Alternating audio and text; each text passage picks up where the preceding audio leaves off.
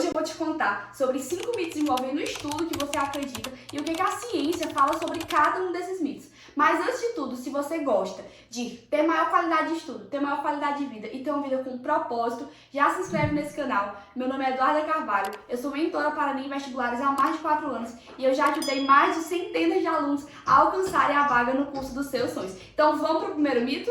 O mito número 1, eu vou precisar que você queime alguns neurônios para que você entenda o que eu quero falar. Você precisa entender que revisar não é rever. Então, muitos de vocês confundem revisão com rever algum conteúdo. E quando você vai apenas pelo cerne da palavra, realmente parece que é a mesma coisa. Mas quando a gente pensa em qualidade de estudo, isso não tem nada a ver, gente.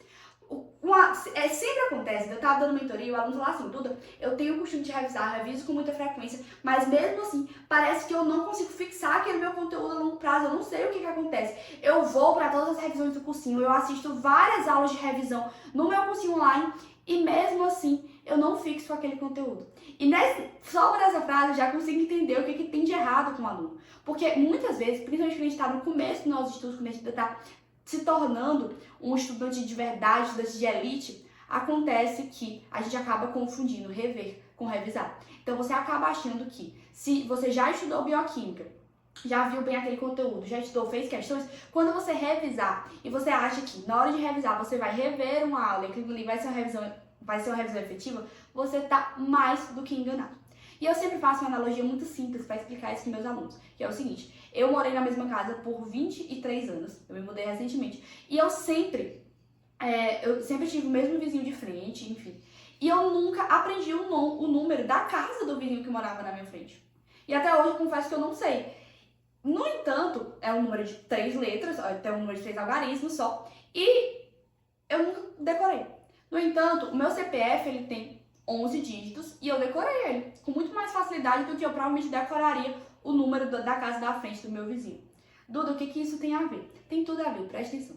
O seu CPF é um número que você precisa usar o tempo todo. Você precisa usar o tempo todo para logar em qualquer coisa, às vezes para dar o seu Pix ao seu CPF, enfim, para milhares de coisas você precisa do seu CPF. Então você foi obrigado a decorar ele. No entanto, qual a serventia que o número da casa do meu vizinho teria para mim, se eu nunca vou mandar uma encomenda para lá? Então, para mim, nunca teve utilidade alguma. Portanto, eu nunca precisei fixar aquela informação na minha memória de longo prazo. Ou seja, gente, nesse exemplo tá toda a logística por trás das revisões. Porque o que acontece? Uma revisão, ela só é efetiva de verdade, ela só vai produzir, só vai fixar um conteúdo a longo prazo na sua cabeça quando ela produzir uma demanda no seu cérebro, quando o seu cérebro mostrar que ele precisa daquela informação, quando ele se esforçar para lembrar daquilo. E aí, quando você tá apenas revendo uma aula, apenas revendo, você vai sentir uma sensação muito boa, você vai achar que tá arrasando, porque você vai sentir uma sensação de lembrança, uma sensação de conforto, que, eu já vi isso, eu tô lembrando.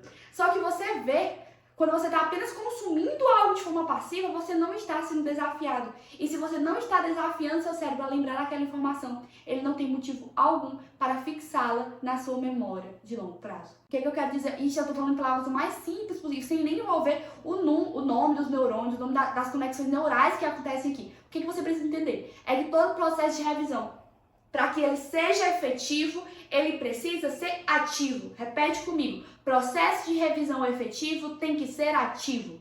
Portanto, não confunda revisar com rever uma aula. Não ache que ler o seu resuminho aqui todo bonitinho é uma forma de revisão, porque não é. É péssimo, não vai fazer com que aquela memória fique fixada na sua memória de curto prazo, de longo prazo, de forma alguma. Formas de revisões muito boas são aquelas que vão fazer você queimar um ATPzinho na cabeça. Então, o que é? É flashcards, questões, active recall, que é aquela coisa de você escrever em um papel, pelo menos falar tudo que você lembra daquele conteúdo do zero. Todas essas coisas que produzem um gasto de energia para o seu cérebro vão fazer com que aquela informação seja sinalizada como necessária, porque o seu cérebro vai pensar, nossa, eu gastei muita energia para lembrar disso. Se eu gastei tanta energia com isso, provavelmente é importante, então eu vou precisar lembrar disso. No entanto, se você vai revisar de uma forma que você não precisou gastar energia alguma para lembrar daquilo, seu cérebro não vai ter motivos para reservar aquela informação. Portanto, você vai continuar esquecendo. Pega essa visão, porque se você entende esse raciocínio aqui, você entende como validar qualquer método de revisão no mundo inteiro. E aí para de acreditar nesse mito de que rever é a mesma coisa que revisar, porque não é.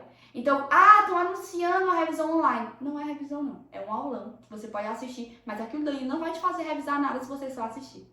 Salvei tua vida com essa dica, tá? Anota aí e não esquece, porque de agora até o seu pós-doutorado, você tem que levar essa dica pra frente. Vamos pro segundo mito? O segundo mito é o seguinte, é que não existe estilo individual de estudo. O que eu tô dizendo? Todo mundo conhece, é aquela história, ou você conhece ou você é.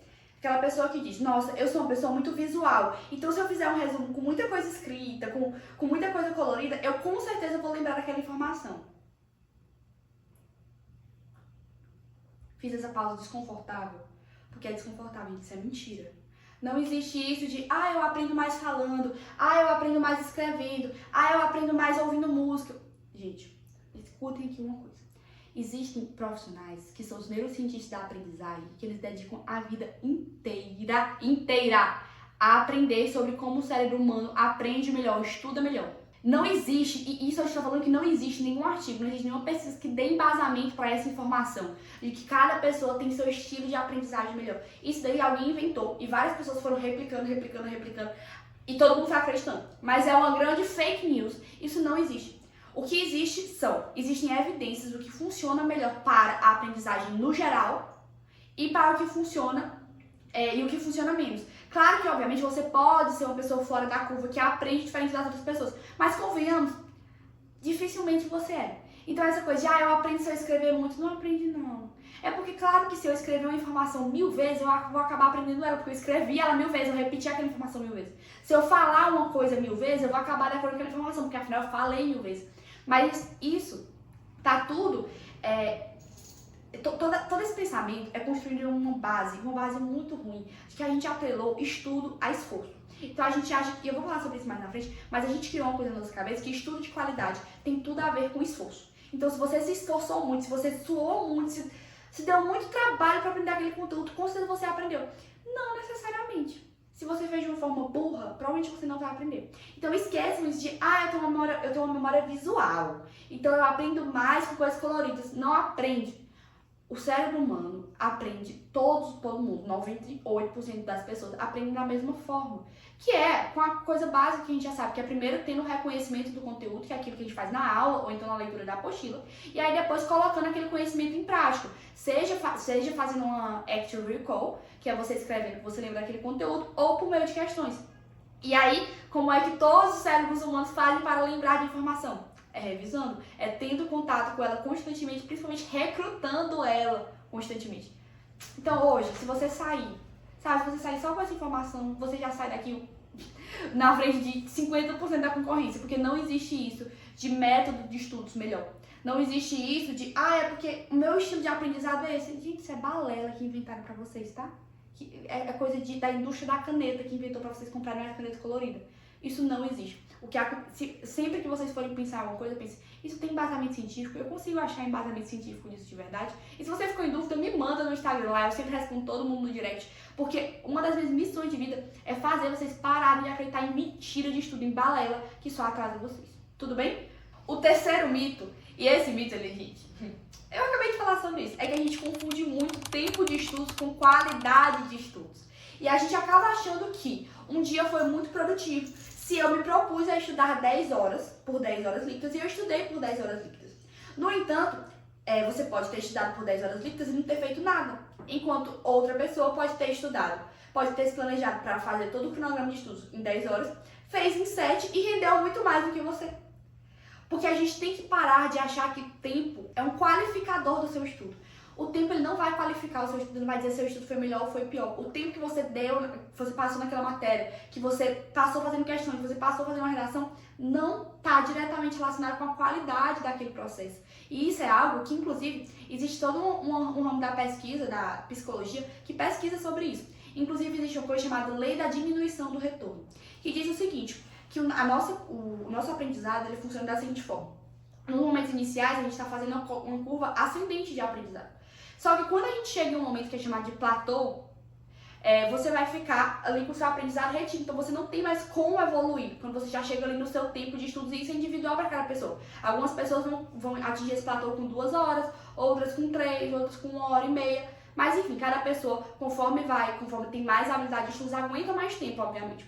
Mas todo mundo vai chegar nesse ponto em que você não está aprendendo mais nada. E depois que você atinge esse platô, a tendência é que a sua capacidade de memorizar, de armazenar aquelas informações que você está aprendendo, só caia. Por isso que é lei de diminuição de retorno. Porque você está se esforçando muito, está doando muito seu tempo para nada. Você está doando muito seu tempo para um esforço muito menor. Por isso que é importante a gente fazer pausas. Por isso que não existe isso de, estuda melhor quem consegue passar mais tempo estudando. Mentira. Existe gente que estuda muito bem por 50 minutos, faz uma pausazinha ali de 10, 5 minutos, o que for, e quando volta muito melhor. Enquanto tem gente que acha vantagem. Gente, tem gente ainda hoje que acha vantagem virar pra mim dizer, não, porque eu sempre estudo 5 horas facilmente. Gente, dessas 5 horas, a pessoa rende no máximo 2, as outras 3, ela fica divagando. Ou então, ela fica utilizando o dobro da energia dela, fica se estressando o dobro pra aprender uma coisa normal. Sendo que ela poderia apenas fazer uma breve pausa e voltar normalmente. Então pesquisa melhor sobre isso, é lei de diminuição de retorno, é muito massa. Eu li um artigo sobre isso pra fazer esse vídeo e eu fiquei com a cabeça explodindo. Mas é justamente isso, é que quando chega um determinado tempo, você tá se esforçando tanto que você não vai ter mais o retorno necessário, o retorno que você quer pro seu estudo. Por isso que é tão importante fazer pausas.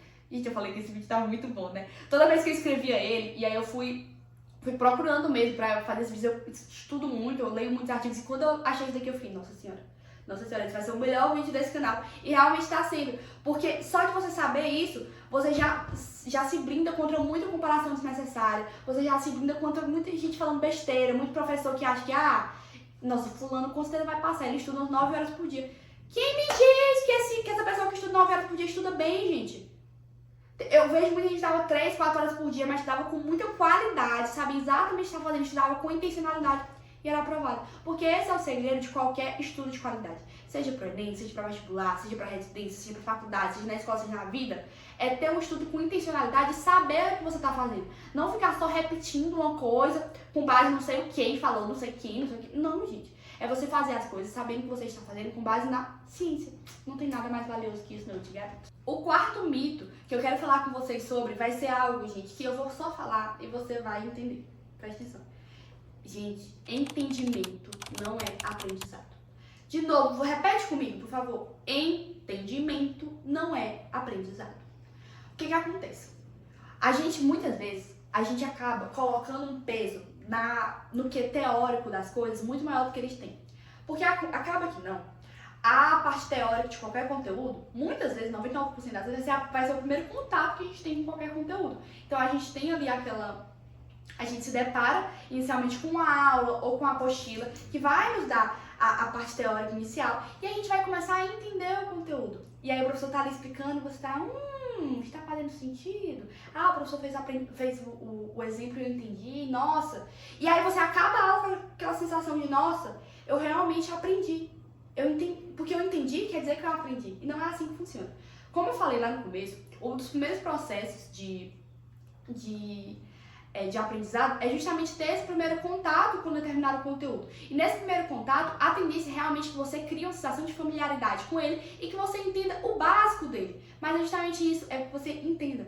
O aprendizado de fato só vai acontecer quando você colocar aquela informação que você aprendeu em prática. Na nossa realidade é o quê? São fazer as questões. Então, uma coisa é você assistir uma aula e a aula realmente ela tem que te dar um entendimento geral do assunto. Mas muitos de vocês colocam na aula um peso que ela não existe, que não pode ter na aula. É um peso de, nossa, uma aula é boa se eu saio dela entendendo tudo, se eu saio aprendendo o conteúdo todo. Meu amor, não existe professor no mundo que seja bom assim. Porque você pode assistir qualquer aula, você pode assistir todas as aulas que existem do mesmo assunto, você assiste todos os professores. Você ainda assim, quando pegar uma lista de questões para fazer, você não vai saber fazer todas. E aí é aí que muitos de vocês pegam. Porque vocês pegam essa lista de questões, eu acabei de assistir a aula, entendi tudo, adorei, aprendi. Aí pega uma lista de 10 questões, não consegue fazer 4 e fica, meu Deus, eu não aprendi tanto quanto eu achava, não. Entendam que a parte na qual você faz as questões é a etapa mais importante do seu aprendizado, de fato.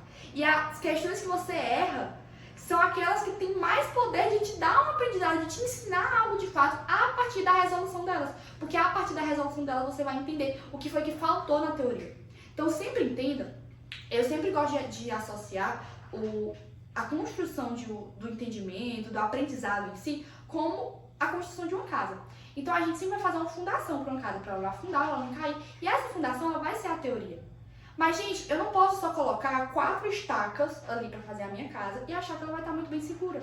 Eu vou ter que colocar cimento para fazer com que ela fique, cimento entre os tijolos, para fazer com que ela fique segura de verdade. E o que é esse cimento? O que é essa argamassa que vai segurar de fato o meu conhecimento? São as questões, são os erros que eu vou cometer nas questões que vão me dizer, olha, você tem lacuna nisso. Se você errou uma questão sobre isso, é porque você tem lacuna nisso. Então parem de achar, isso é algo que eu falo muito, parem de ter medo de errar, gente. Você errar uma determinada questão não quer dizer que você não aprendeu aquele conteúdo. Só quer dizer que você está em processo de aprendizado. Então, se você errou uma questão, e aí você foi atrás da resolução, ou então procurou um monitor, ou então mandou para alguém, procurou na internet, seja o que for, e conseguiu entender, aquilo quer dizer que você está evoluindo no conteúdo. Preocupante é, se você assiste a aula, acha que entendeu tudo, mas vai fazer as questões e não conseguiu fazer nenhuma. Então, talvez você não tenha assistido a aula da forma correta, ou então, talvez, você não tenha, de fato, prestado atenção, ou mesmo o professor não tenha explicado o que é relevante para construir a sua fundação. São várias variáveis nesse quesito, mas o que você precisa entender é que a aula por si só, ela não é responsável pelo seu aprendizado. Ela é o passo inicial, mas ela representa menos de 20% do que realmente vai fazer com que você aprenda o conteúdo. A maior parte, a parte majoritária, vai vir da execução daquela teoria que você aprendeu, porque aquilo sim vai fazer com que aquela informação seja devidamente codificada pelo seu cérebro, seja devidamente destrinchada, e aí sim você consiga aplicar. Então, não se frustre quando você pegar uma lista de questões e não conseguir fazer de primeiro. Entenda que ali você ainda está no processo de aprendizado. Então, pare de enxergar a lista de questões como um fim, como um diagnóstico se você aprendeu o conteúdo. Não, ela é um meio, ela é a parte mais importante para que você aprenda o conteúdo através dela. Essa é uma dica de ouro, sério, de verdade. Quem ficou até esse momento, se essa dica te ajudou, deixa o like, porque realmente isso é algo que, se eu dou 20 mentorias numa semana, eu falo isso no mínimo 15 vezes, sem brincadeira, porque tem um aluno que chega em dúvida, eu não estou aprendendo os conteúdos, porque na hora que eu vou fazer a lista de questões, eu só acerto de 20 questões, eu acerto 15, e as outras 5 eu não acerto. Mas você entende as 5 que você erra? Aí ela diz, sim, entendo. Então você está em processo de aprendizado. Pare de achar que a lista é o fim, ela não é. Ela faz parte do processo e, inclusive, é a etapa mais importante do seu processo de aprendizado.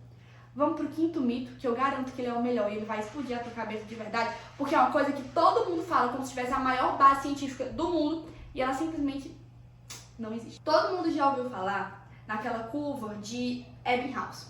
E eu vou até pedir para o editor colocar aquela curva aqui do lado. Que é a curva que diz que você precisa revisar uma informação com 24 horas, depois com 7 dias, depois com 15 dias, depois com 1 mês, depois com tanto tempo para que você consiga armazenar aquela informação de fato. E aí tem um monte de guru aí, metido a entendido de aprendizado, que diz assim, olha, eu fiz uma planilha de revisão baseada na planilha de Ebbinghaus, baseada na curva de Ebbinghaus. Eu fiz material de revisão baseado na curva de Ebbinghaus. Pois a pessoa teve um trabalho danado. Gente, o estudo de Ebbinghaus, ele é um estudo que foi muito válido realmente para entender melhor como é que funcionava a retenção da memória de certas coisas a longo prazo. E ele teve todo o seu papel nessas neurociências do aprendizado. Só que ela não pode ser aplicada de forma alguma para conteúdos. Então não pode ser aplicado para a lei de Newton, para ecologia, para bioquímica. Não pode ser aplicado para o seu dia a dia. Sabe por quê? Porque a curva de Ebbinghaus ela foi desenvolvida a partir do aprendizado de sílabas. Ou seja, ele estava tentando ensinar pessoas a decorarem sílabas. Você quer mesmo confundir, achar que é a mesma coisa, você aprender uma sílaba e você usar essa matriz para estudar um conteúdo inteiro? Percebam que não funciona. Além de que, eu confesso que eu sempre tive um pé atrás com essa matriz, porque assim que eu conheci ela, eu ficava pensando assim, nossa, realmente é genial. Mas com o tempo vai acumulando e vai ficando meio impossível, né? Porque uma coisa é você fazer aplicar a curva de Ebbinghaus no seu primeiro mês de estudos. Mas quando chega lá, você está com 3, 4 meses de estudo, você tem tanta coisa para revisar com base nessa curva, que você nem vai ter tempo de assistir conteúdo novo. Então você vai ter que escolher entre um ou outro. E aí eu já tinha o pé atrás por causa disso, porque não era aplicável para um aluno, não era aplicável para aluno nenhum. Só se ele tivesse 24 horas para estudar e ele não dormisse. Mas, e aí conforme eu fui ficando com esse pé atrás, eu comecei a pesquisar, e aí quando eu fui ler o artigo de fato, que é uma coisa que a maioria das pessoas que falam sobre estudo nem se dá o trabalho de fazer, é que ela foi feita baseada no aprendizado de sílabas, ou seja, no aprendizado de idiomas em si. Não tem nada a ver com o aprendizado de conteúdos. Ou seja, Parem de acreditar que existe um espaçamento perfeito para fazer a sua revisão. Sempre faça a sua revisão baseado em duas coisas.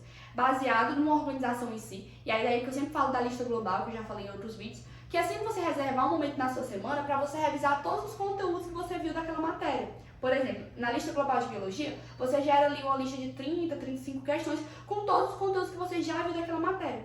E outra forma muito boa também, e ainda melhor de revisar, é você fazer uma revisão por demanda. E essa revisão por demanda pode vir principalmente a partir dos simulados. Então, por isso que é importante você fazer provas antigas, fazer simulados, para que você consiga entender o que você já viu e está esquecendo, porque aí sim você reserva uma hora na sua semana para revisar aquilo. Mas pare com isso de querer programar a revisão, de querer ter um dia certo para revisar cada conteúdo, porque isso não existe, isso não funciona. Eu vou deixar todas as referências científicas, porque eu falei aqui na descrição, porque quem deve não teme, né? As pessoas que falam mentiras aí pela internet, elas não gostam de não deixar referências. Eu deixarei tudo na descrição desse vídeo. Mas, se você ficou com alguma dúvida, ou então quer discutir sobre alguma outra técnica de estudo, deixa aqui nos comentários, porque se vocês trazerem mais perguntas, eu posso me discutir outras técnicas de estudo em uma parte 2 desse vídeo aqui. Não esquece de deixar seu like se você gostou, se inscrever e mandar esse vídeo para outras pessoas, para que elas parem de acreditar em tanta pseudo-verdade que tem por aí. É um enorme prazer sempre te ajudar. Não se esquece que, se não existe uma única pessoa que acredita no seu sonho, a partir de hoje, existe eu. Persista, confie no processo, porque nada que é bom vem de graça, tudo bem? Um grande beijo, tchau, tchau.